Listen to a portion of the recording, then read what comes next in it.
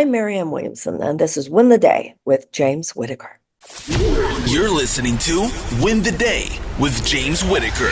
What we do in life echoes in eternity.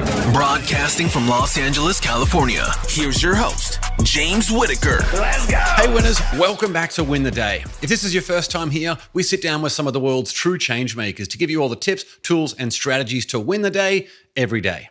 The quote for this episode comes from Maya Angelou and says, "Nothing will work unless you do." Today, we're sitting down with one of the great spiritual leaders of all time, Marianne Williamson, who is also running her campaign to become President of the United States in 2024.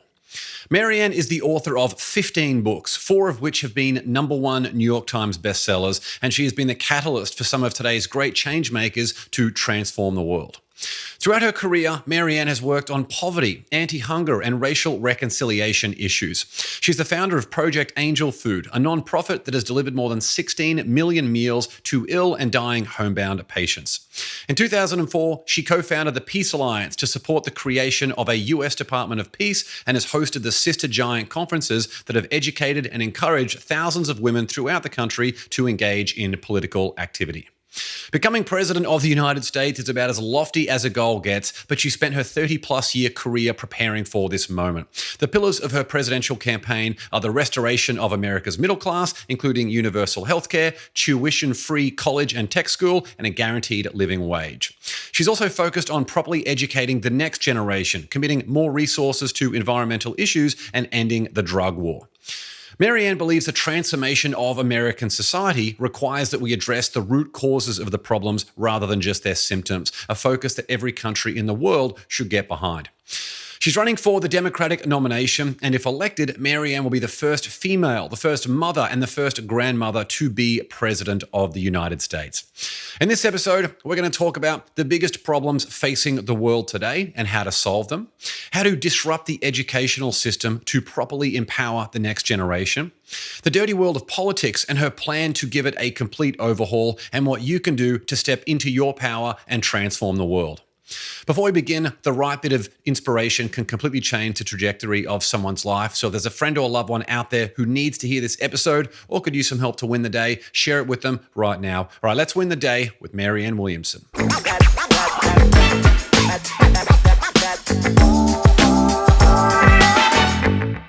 Marianne, great to see you. Thanks so much for coming on the Win the Day show. Well, thank you for having me. And what an incredible journey you had. To kick things off, who was the first person to believe in you, and how did that change the trajectory of your life? My mother. I felt unconditionally loved. Interesting. Having that someone in the household early on, was that a big part of your sense of giving back to so many other people who may not have had such a close connection to someone in the home like you did? Well, I did grow up in a loving home, but also my parents were very giving. They were very giving charitably. You know, when I was a little girl, I remember people, I don't think people do that much anymore, but would knock on your door collecting for this charity or that. And my mother would always say, "My husband gave at the office, but wait here, I'll get you something." And later, when I would do that, I would start asking people. Sometimes people would say, "My husband gave at the office," and then shut the door. So I grew up in a home where charitable giving, participation in the world in a generous way, if possible, meant something. Yeah. And you once wrote that your playing small doesn't serve the world. What's the difference between those who get stuck playing small versus those who go on to become extraordinary achievers? Well, I was speaking of that as a woman. It's kind of a joke to me later, amusing when people misappropriated that to Nelson Mandela, because it says who you're not to be talented, gorgeous, fabulous, whatever. That's not a man in Africa talking. That's a woman, clearly. But I think that women have had even more than men, the challenge of, if you are too much, you won't be loved. I was on a program earlier, and there was a quote that this gentleman gave me. He said, if a man speaks outside the box and he comes with something else, he's called a prophet. If a woman does that, she's called a witch. Women owning all of who we are is a trigger to the patriarchy, as they say. And so there are many, many messages that women get from the culture. Just don't be too much. And you've certainly been a trailblazer yourself, not to mention advising other trailblazers along the way. And well, what do you believe? Obviously, you're on a very difficult mission at the moment to rise to President of the United States. It's an incredibly impressive mission just to be on. And I love everything that you're doing. What do you feel are the most significant issues facing America and the world today? Well, in the United States, we've stopped being a government of the people, by the people, for the people. We have allowed huge corporate profits to become the governing principle of our society, too often at the expense of the safety and the health and the well-being of people.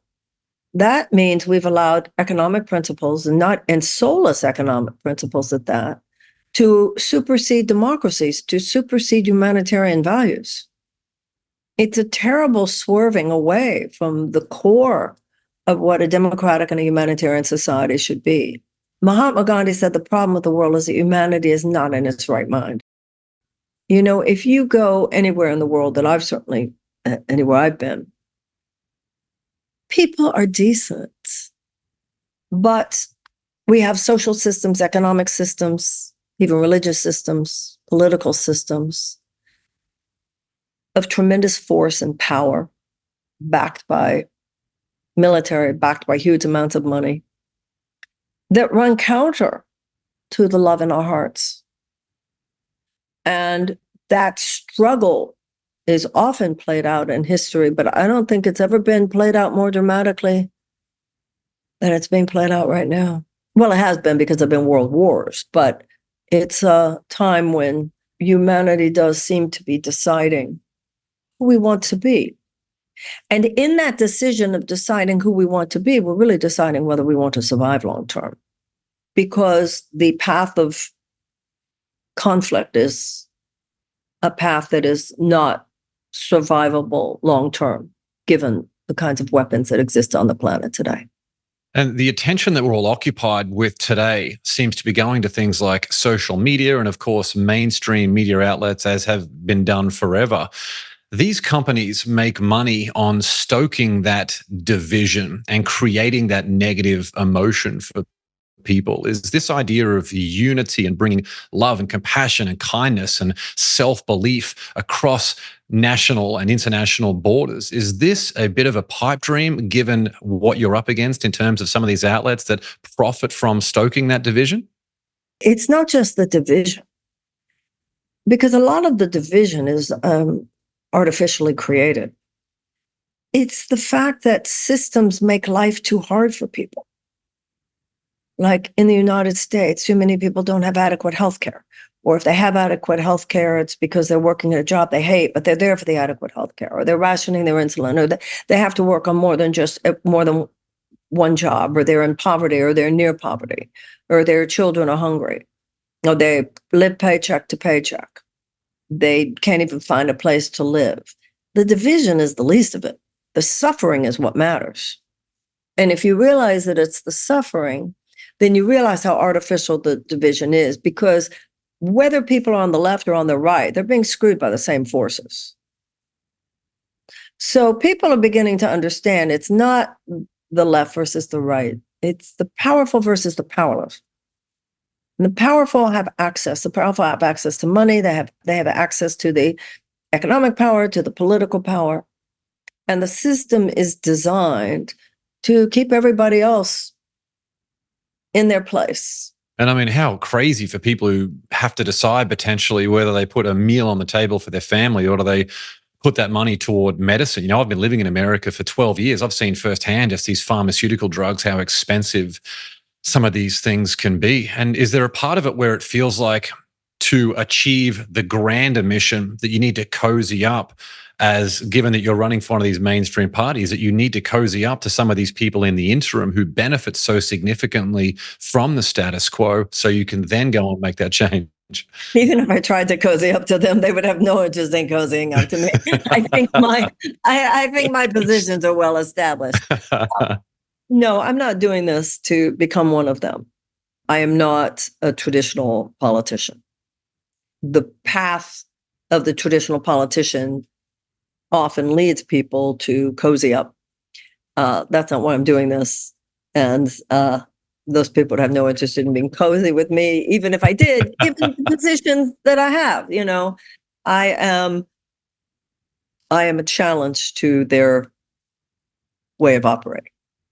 What about those traditional pillars of the Democratic Party? Given how much it's changed and evolved over the years, what do you believe are the fundamental pillars of the Democratic Party as you see it? Well, I'm living, as I think many people are, with some real grief over that right now. I think both Democrats and Republicans are sort of feeling like, what happened to the party we grew up with? The Democratic Party I grew up with was still living with the coattails of Franklin Roosevelt. The Democratic Party was the conduit for unabashed, unequivocal advocacy for the working people of the United States. Starting with Bill Clinton, there was something called the Democratic Leadership Council. And it was the idea that instead of repudiating and rejecting the dominance of what Franklin Roosevelt called the economic royalists, we would try to have it both ways. And that just sucked all the soul out of the Democratic Party, because you kind of can't have it both ways. Because if you were truly standing up for the working people of the United States, you're standing up for healthcare, you're standing up for free college and tech school, you're standing up for subsidized childcare, you're standing up for unions, you're standing up for paid family leave, you're standing up for affordable housing, you're standing up for a living wage. And what many people within the establishment Democratic Party today do is they want to stand up for those things to the point where they'll stop at any point where they might be challenging the underlying economic bottom line of the people who, after all, are their donors too. Insurance companies, which is why we don't have universal health care, pharmaceutical companies, which is why people can't afford their drugs, and so forth. So when I think of the traditional pillars of the Democratic Party, there are a lot of people who are establishment Democrats who wouldn't agree with me today. I mean, I think Roosevelt, Franklin Roosevelt would be considered too left-wing.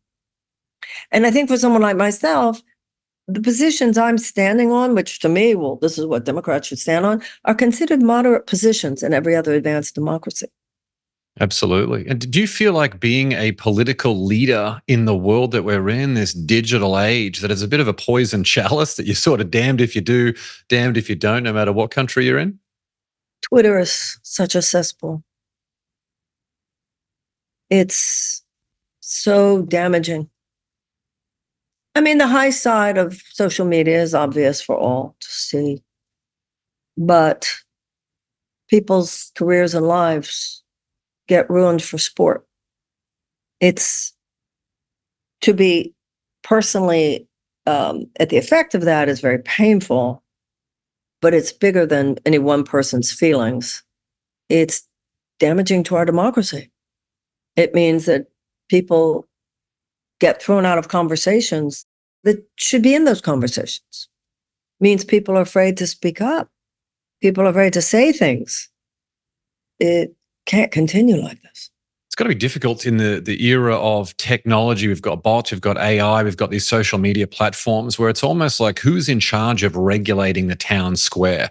You sort of touched on it there. I'm one of those people that would enjoy, within reason, but pretty much everyone having a voice. So there's opportunities for transparency to see what messages are coming out, so we can then figure out where re-education needs to occur. The people who aren't interested in any conversation and they're not interested in listening first, they're the ones that I worry about the most. I'd much rather be someone who asks good questions, can think critically about different situations, seek out experts in their respective domains, and then formulate my own opinion. Does it concern you that a lot of people are getting blocked out from having a voice or even having a seat at the table at the town square, even if they might have done some things in the past that have proven to be wrong or to be, a little bit perhaps scandalous? There's that. And then there's also how vulnerable people are. People who think of themselves as too sophisticated to be taken in by media manipulation how very much manipulated they are by one internet article. Who wrote that article? Where's the research on that article? Or one anonymous tweet. So it's your description of how you would like things to be sounded quite lovely. That's not the way they are. I think that's what, everybody at the beginning of the Twitter age, oh, it's going to be so fabulous. Everybody's going to be so polite to each other. It's not that way. And even though there's still, even with independent media, we thought, well, we won't get all our news from mainstream corporatized media. So on independent media, it'll be so great. But a lot of independent media is just as poisonous in a different kind of way. Now with AI, anything could happen. You and I, we all know this. You and I, 2 years from now, could be having this conversation, and the technology will be such that you and I talking like this would all of a sudden be having a conversation about doing something evil. These deep fake videos and all that stuff, like it's scary, isn't it? I've got a 4-year-old and a 2-year-old. It's weird thinking about what world these kids are going to be growing up in. Like all the stupid things that I did when I was a kid, there's no permanent record of those things. Oh, true. I think about that. I feel so bad. When I think of, when I was in my 20s, well, thank God there's no record, right? I was reading about one young woman, and I can't remember, it was something about race. And she made a comment she shouldn't have made. Her life was ruined. It was a young woman. She made a stupid comment. Maybe she was drunk. Maybe she was stoned, young, and apologized a million times. It was almost like she needed to go into witness protection or something. We've got to have forgiveness and mercy. And also, you make a tweet. So what? It's a freaking tweet. So I don't think that there's anything we can do on the outside that's a substitute for an ethical revolution.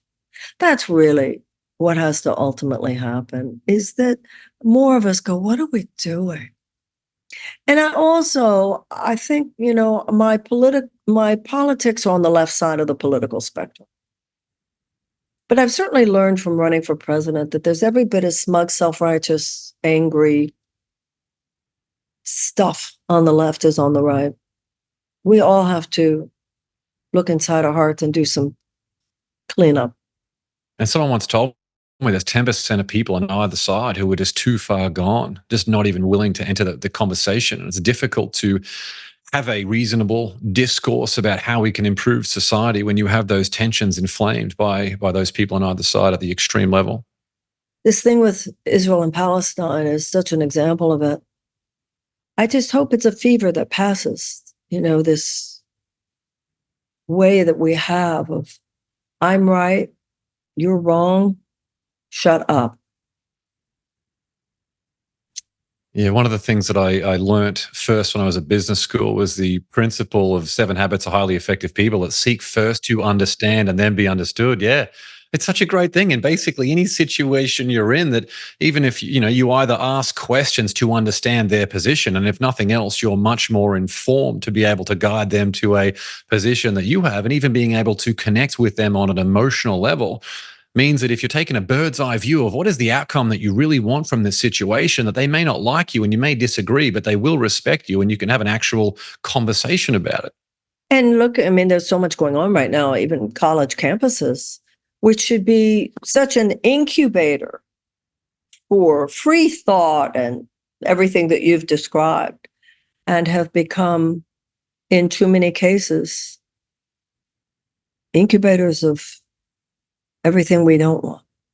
We'll be back with the show shortly. I've got a quick question for you. Are you living up to your potential? It's a question that shapes your family, your business, and your overall happiness every single day. That's why I'm excited to introduce the Win the Day quiz. Head over to winthedayquiz.com right now, answer a few thought-provoking questions, and you'll instantly discover how well you're performing relative to your true potential. And here's the exciting part for our Win the Day family. As a fan of the show, you'll receive a personalized and absolutely free free action plan to help you win the day every day. Now, just imagine how transformational the results will be when you consistently show up as the best version of yourself in every aspect of your life. Don't miss out. Take the Win the Day quiz now by visiting winthedayquiz.com or click the link in the show notes. All right, let's get back to the show.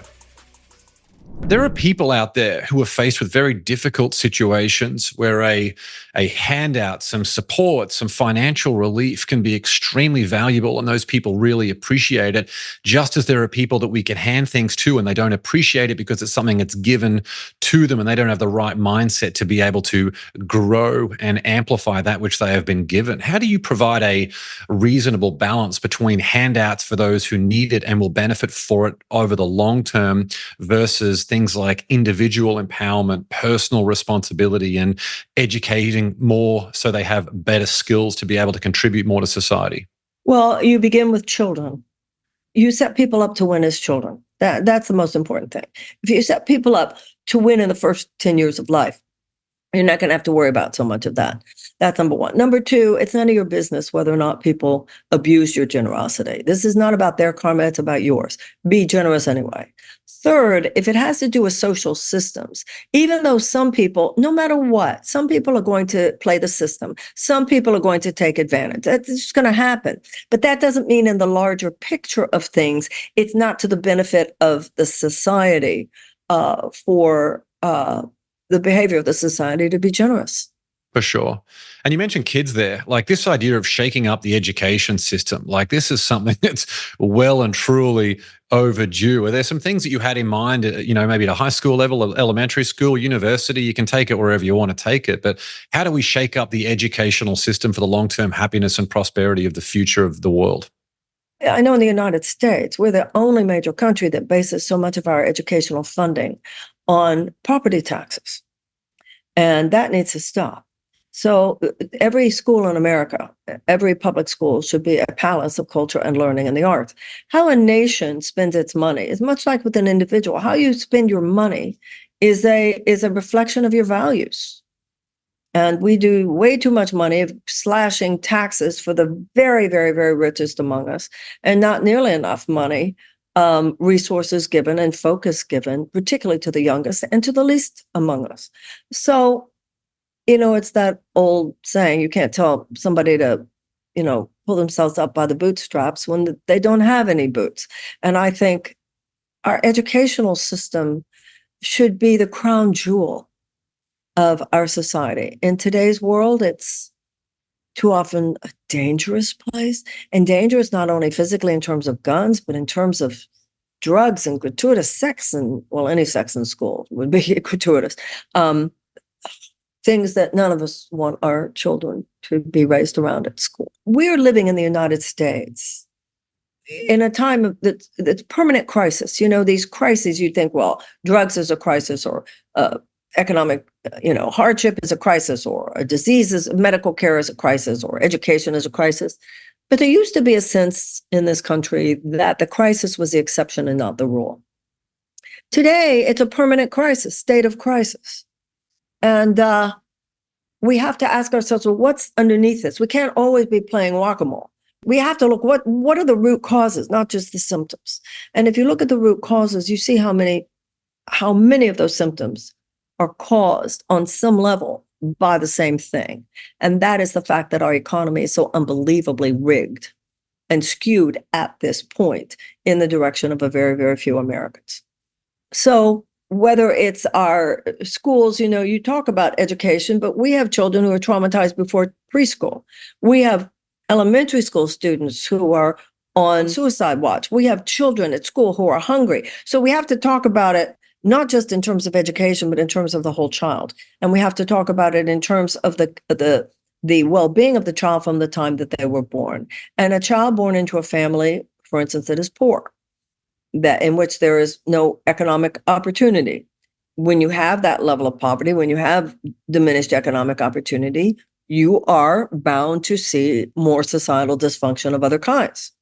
So we have a situation where you have to take care of these kids before they even get to kindergarten. I mean, we have in public schools throughout America what they call trauma rooms. Well, why is in the richest country in the world is childhood such a trauma for so many people? So we have to give people hope back. None of this is going to change until people get hope back. And they're not going to get hope back until this burden is off people's back of the extraordinary chronic economic anxiety that millions and millions of people live with.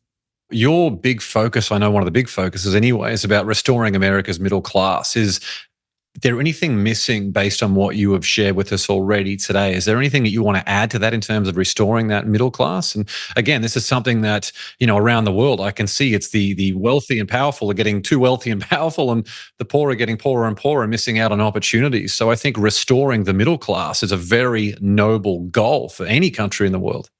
You can't have a democracy and if you don't have a middle class, because the middle class speaks to the idea of the equality of opportunity, right? And democracy is about the equality of all people. So it serves us to look at the past. In the 1970s in this country, the average American worker had decent benefits, could afford a house, could afford a car, could afford a yearly vacation. A couple could afford for one parent to stay home and be with the kids. One salary could afford to support a family of four, and that couple could afford to send their kids to college. Now, that speaks to a greater prevalence of a social well-being, emotional well-being, psychological well-being, people who have time and bandwidth for their spouses, for their children, for their neighbors, for their community. But what has happened with this enormous transfer of wealth from the bottom 90% of Americans to the $250 trillion is that too many people are put in struggle mode. People are grasping all the time. 62% of people living paycheck to paycheck. That means one getting sick, one missed payment for rent, one missed college loan payment, one missed medical debt payment. Somebody could be thrown into their car to live there. People are living in a frazzled, anxious state. So when we say middle class, it's not just about economic well-being. Economic well-being determines a level of emotional, psychological, even spiritual well-being. People have to be able to relax at some point. When you have no money, there's no wiggle room. People can't relax. And then the worst of us comes out. And by the way, going back to children, often it's the children who suffer most because the stress is taken out on the weakest member of the family. Absolutely. If you can't connect with the frequency of a better future, it's very difficult to start to take some of those important actions to get there.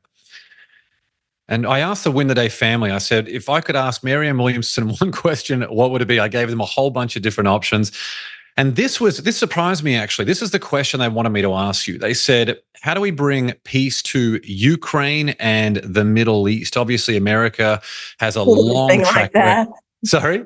Oh, that. Yeah, that whole thing. Like that. Yeah, America's got this track record of being involved in these endless wars. It's something that I've just had a really difficult time with personally. I'm like, what is the point of a lot of these things? Of course, there are some conflicts that require special forces intervention, humanitarian intervention, but what would you do to bring peace to Ukraine and the Middle East?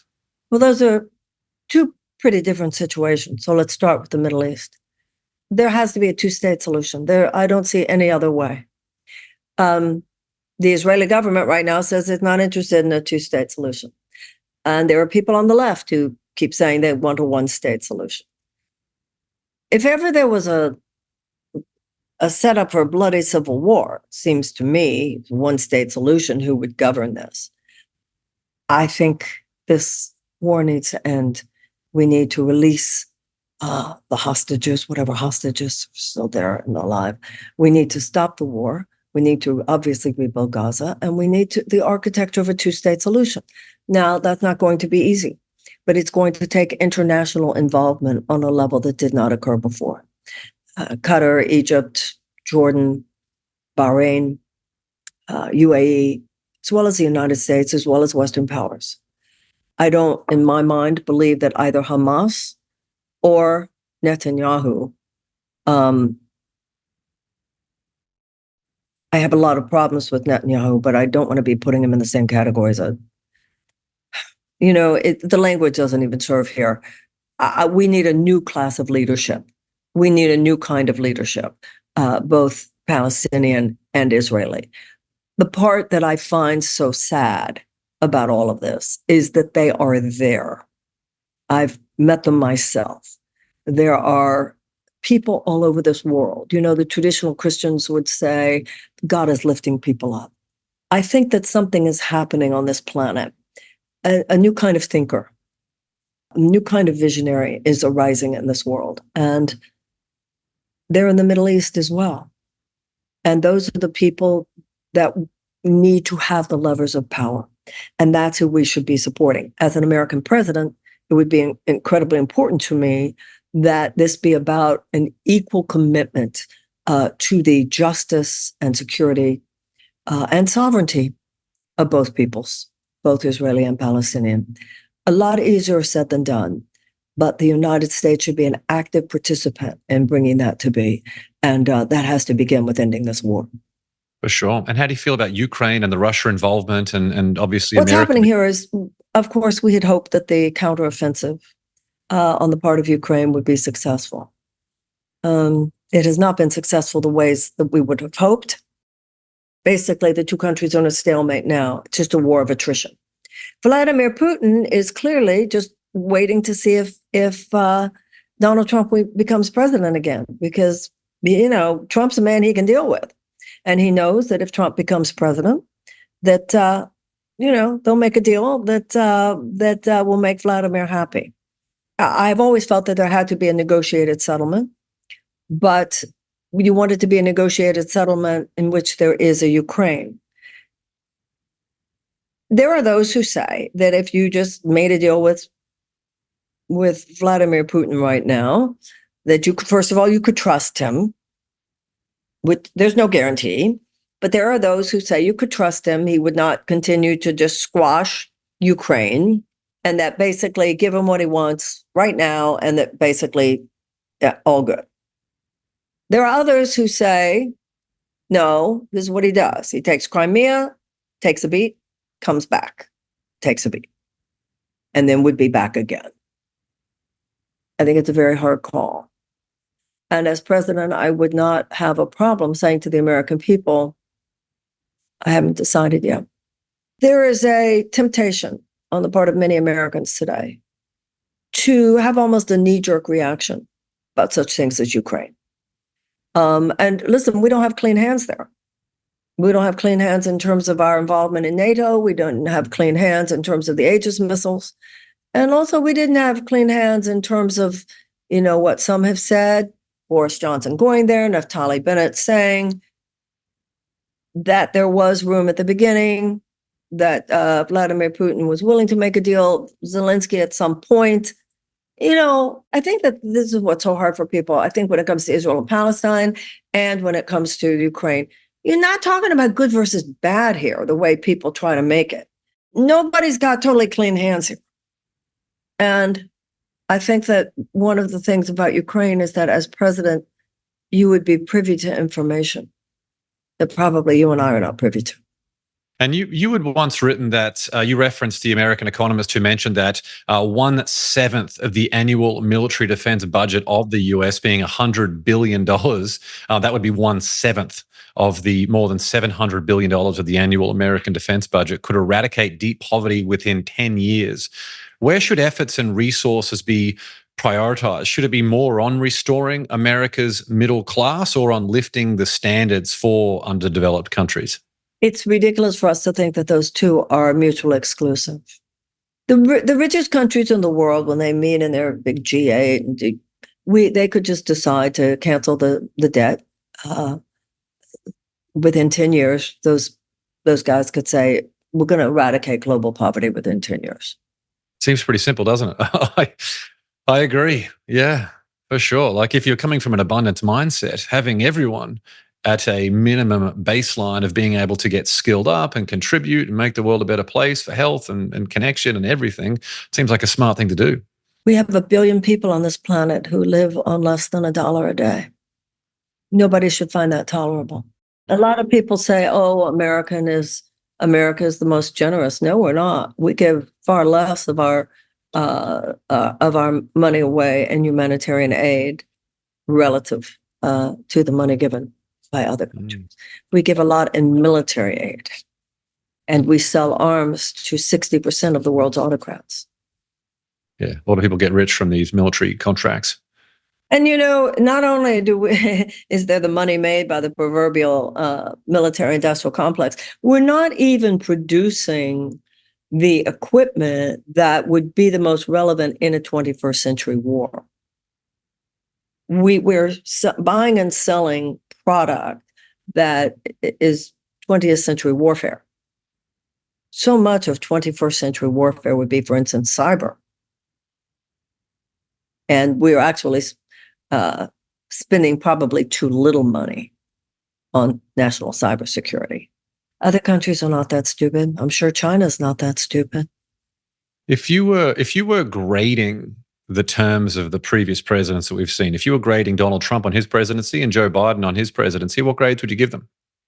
I would give Trump an F, and I would give Biden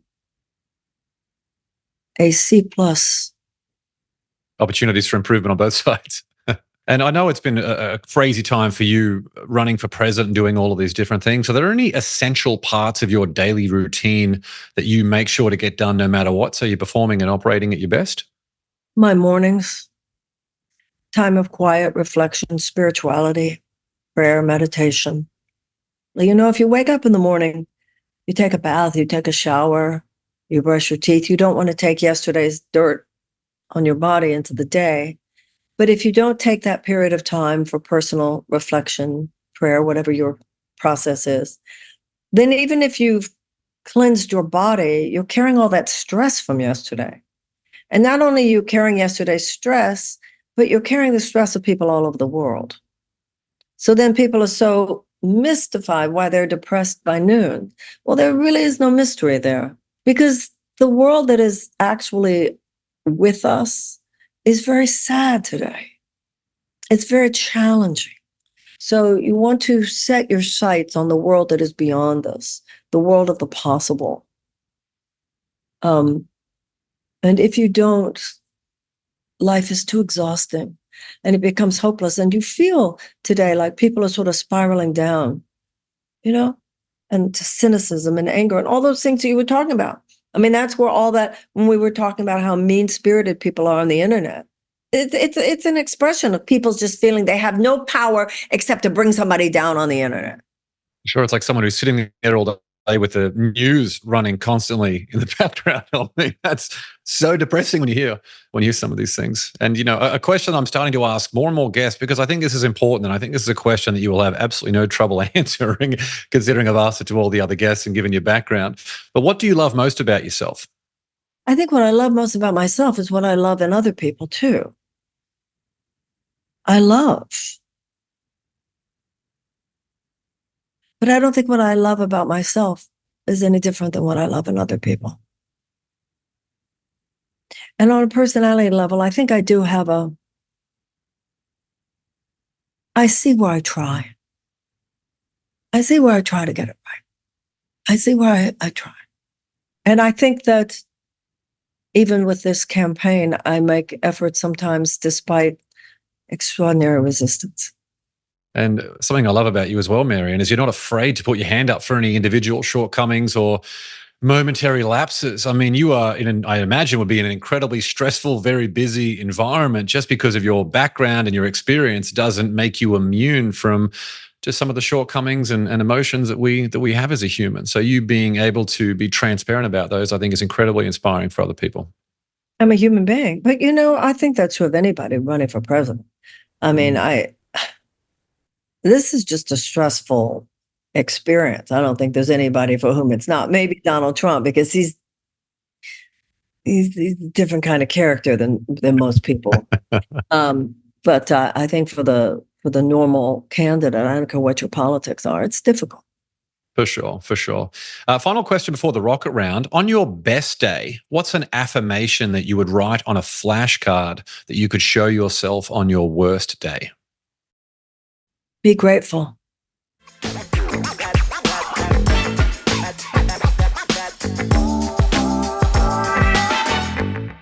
Let's now move into the Win the Day rocket round. 10 questions for some quick answers. Number 1, what quote inspires you the most? Only what you are not giving can be lacking in any situation. Number 2, morning coffee or evening wine? Oh, coffee. The evening wine is nice too, but it's not a requirement like morning coffee.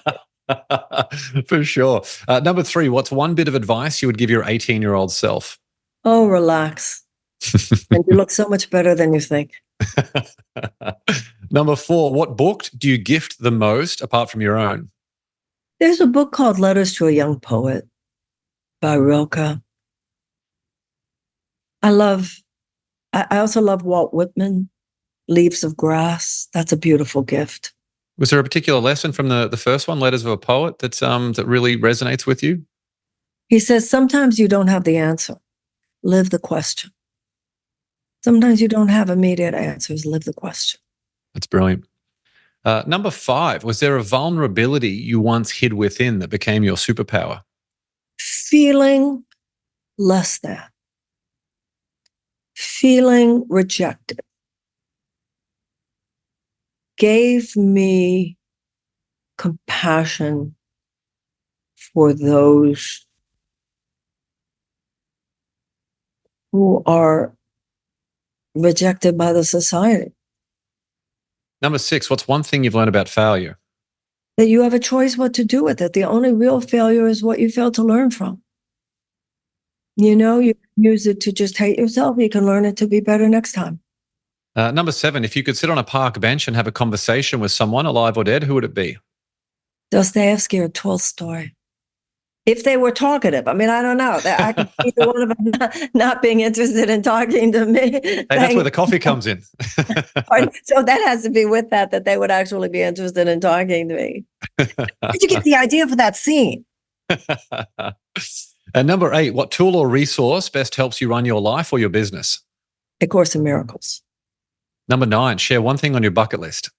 Yeah, it's not so much my bucket list, because when I think of bucket list, it's like you can make it happen. So I don't think I have anything left on my bucket list. And final question, number 10, what's one thing you do to win the day? I can be moody. And I think particularly now I can go, and sometimes I just have to proverbially throw water on me, snap out of it. I do think happiness is a choice. And I think if I understand how do you win the day, you remind yourself you're a choice how you see this, you're a choice how you play this, you're a choice what you do with this every moment. So good. Well, there are a bunch of ways to connect with Marianne, and we'll link to all of these in the show notes. You can follow her on Instagram at Marianne Williamson, grab a copy of her life-changing books on Amazon, and of course, support her campaign for president at marianne2024.com. Again, all that and more will be linked in the show notes. Marianne, what an honor. Thank you so much for coming on the show. Thank you. Thank you so much. All my best to you. Thanks for joining me on another episode of the Win the Day podcast. We want to hear your thoughts on what we covered today, so drop a comment on the YouTube version of this episode with your favorite takeaway, any questions you have, or what actions you'll be taking as a result of what was shared in this episode.